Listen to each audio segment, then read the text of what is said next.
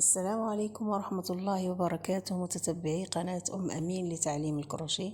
جيتكم اليوم بتشكيلة رائعة من صدور الكروشيه.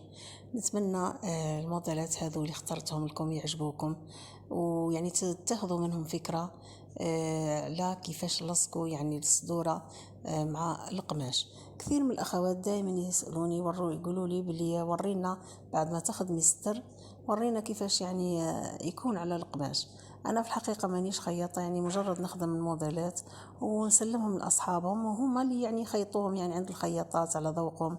وانا خديتكم هذه المجموعه باش نعطيكم على الاقل فكره، على الاقل كيف الخياطات يلصقوا هذو الصدوره. يعني مجرد افكار، يعني كل وحده وذوقها، كل وحده كيفاش تحب تخيط يعني الصدوره اللي خدمتهم. نتمنى يا ربي، نتمنى التشكيلة هذه اللي اخترتها لكم تعجبكم، ونتمنى تفرجوا الفيديو للأخير ونتمنى يعجبوكم يا رب.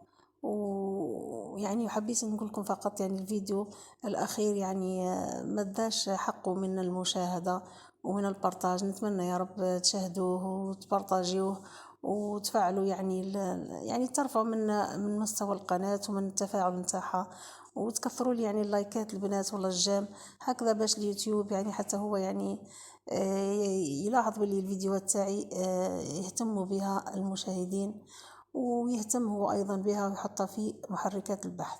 نتمنى يا رب القناة هذه قناتكم، نتمنى تدعموني وتوقفوا معايا، ويعني تحاولوا توقفوا هذه القناة يعني من جديد، وتعاود ترجع وتولي أحسن من كانت من قبل.